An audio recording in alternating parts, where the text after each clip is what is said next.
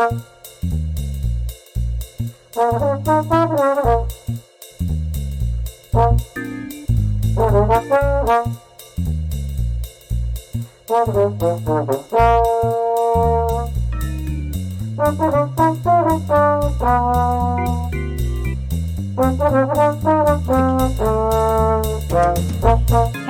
and welcome to Hey, we like your pod.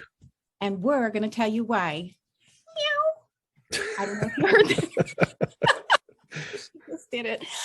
It's Dawn here, and I am joined by my trusted partner, Matt Pickett, as we await the next Sunday game day. How was your week, Maddie?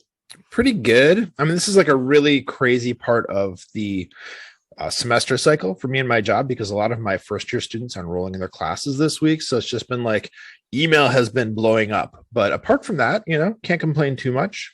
How about you? I'm allergic to email. I swim in it all day, every day. I remember one job I had in my boss is like, I emailed you this and I emailed you that. And I'm like, I don't read email. I mean, I got written up for that. Oh, no.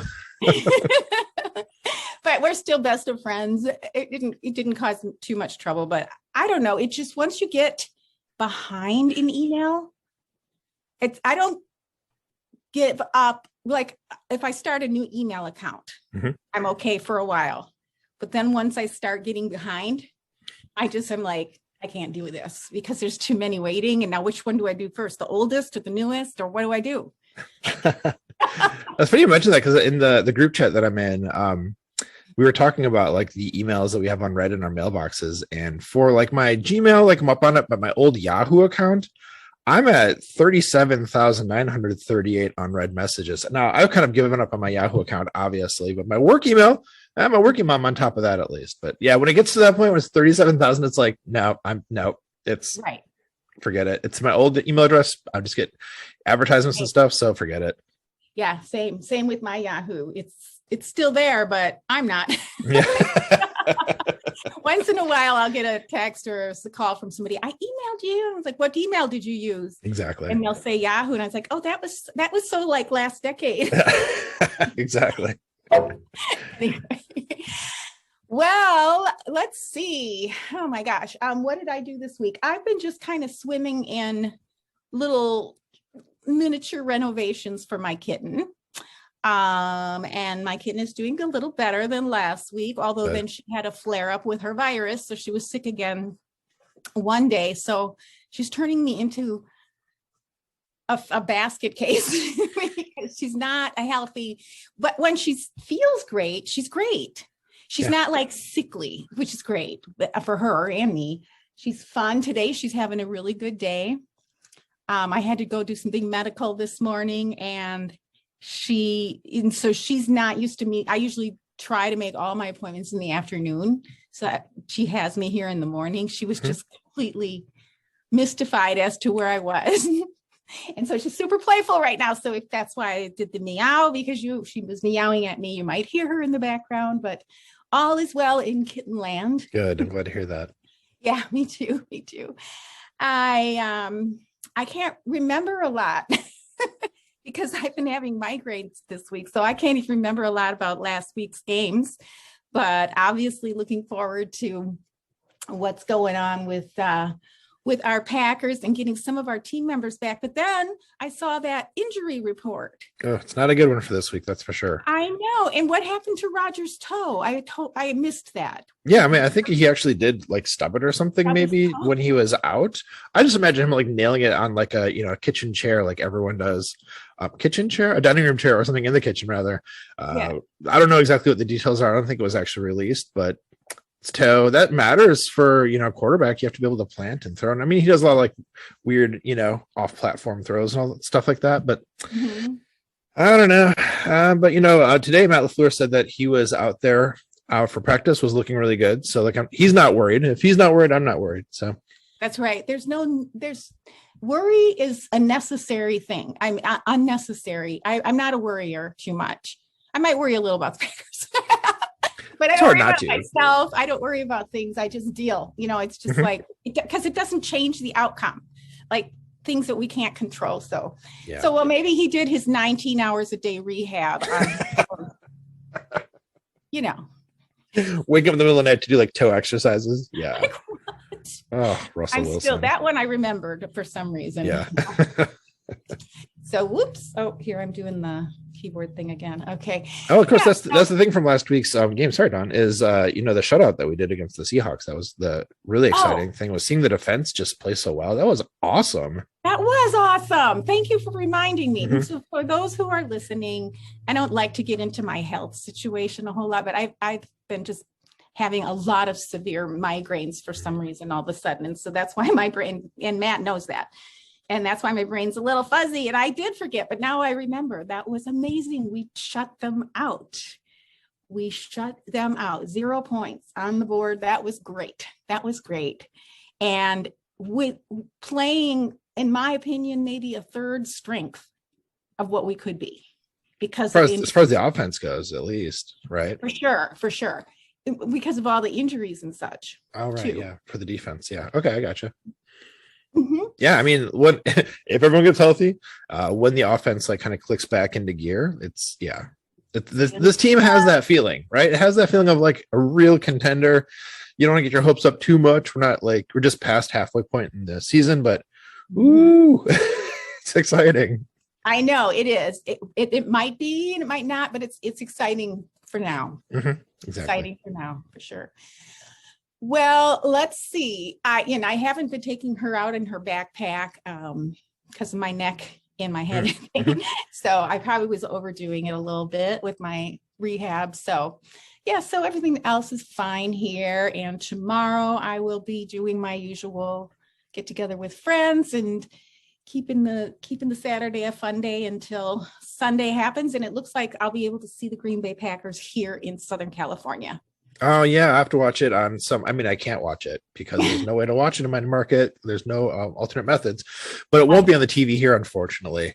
Okay. So that's a bummer. And that's actually a quick side note to people who are loyal listeners, all 4 of you out there, that we are not recording on Thursday night like usual. We're not recording during the Thursday night football because today's Friday. We're recording Friday afternoon, which is kind of a fun change up for the week. It is a fun change up. And I have a friend coming over for a walk and then a happy hour after that. Nice. So it's Friday. All right. Yeah. Okay. So Maddie, how you feeling about the game Sunday? I mean, the thing is, it's hard to sweep the division. Like it is just for anybody because the divisional opponents know you better, So like, obviously I want to beat the Vikings. They're probably my least favorite team in the entire league. But I have the feeling of like, we might not win, it's on their turf and they have that awful stadium with that awful horn thing. My feeling is like, if we lose that one, there's a good chance that, the Cardinals, the Rams, who looked a little bad last weekend too, I'll have a chance to like lose one more. I really think all of our remaining games are totally winnable. I would actually say that between the Rams game and the Vikings game, I think the Vikings will be a tougher game. And the Rams are going to be, at Lambeau Field. So my point is, to sum up, I think we'll win. I think it'll be a rough game. I think it'll be a close game. I think Dalvin Cook is Dalvin Cook. But I do feel like if we lose, I'm not going to be too angry about it, Good. I like that. I pretty much feel the same way. I think we win. We should definitely win, but it's their home. Yeah, it's their home field advantage. And I would probably say the same thing as far as my least favorite team to play against is I know a lot of people who I can't remember who it was that was saying it on their podcast. Again, I can't remember anything right now. They were saying that the Seahawks to some are like the worst to play against. So between the Seahawks and the Vikings. Yeah. And when we have them back to back, it's kind of interesting. Well, that sort of kind of ties into some of what I was going to bring up today. So Maddie, we are heading into week 11. Well, we're in week 11 officially Thursday. So the Patriots beat the Falcons last night in fine fashion. The Packers remain number 1 in the NFC and are the, dare I say it, the number 1 seed? Yeah. Yeah, number one seed at this point. That's what I thought. Okay, and so they took the win against the Seahawks last week. We're going to play Minnesota. Oh boy, oh boy, oh boy. And so the Packers are 8-2. It wins loss record 8-2, and the Vikings are 4-5, which is why, we're saying they really should win. They really would most likely win. I'm sure they're favored. I haven't looked at that. The Bears are 3-6, the Lions 0-8, and a tie. My God, a tie. Get a win. I'm so happy they have a tie. They won't end just 0-17. So there's that. There's that. So Green Bay holds the NFC's top seed with a head-to-head tiebreaker with the Cardinals. So Are you excited? Are you scared? I think you sort of answered. How do you feel about the game and the team as we sit here now? And what did you dig up for us this week? Yeah, I mean, the team kind of generally really feeling good about it, hoping special teams can get it together, hoping that anticipating that the offense will click in, but the defense just crazy good. So superlatives for this week. I thought the coolest guest, and this was tough because there were some really, really cool guests this week. Randall Cobb was on Open Book, and then they got Kenny Clark on Lombardi's Bar, so both came on Wisconsin. But I thought the coolest guests of the last week, and as a side note, I should say before I get into it, is that, one of the things about recording on Thursday or even on Fridays is like the stuff that comes out on Fridays, we often don't have a chance to talk about. So this was like a full week ago at this point, so it might seem like old news, but still, it was so cool. It's worth talking about. Coolest guest from the last week was Mina Kimes on Pack's What She Said. Like, what an amazing get for a guest, because as we've mentioned before, they like to talk to reporters from like the team that we're about to play, and Mina Kimes is a Seahawks fan, so perfect time to have her on, and she's such a big name in the football and the media community, and just really like hilarious and awesome, and that was it was a really good show. So that was coolest guest on Pack's What She Said with Mina Kimes that week. That was last week's episode. Did you happen to catch that one? She was also, yes. And she was also on with Andy, wasn't she?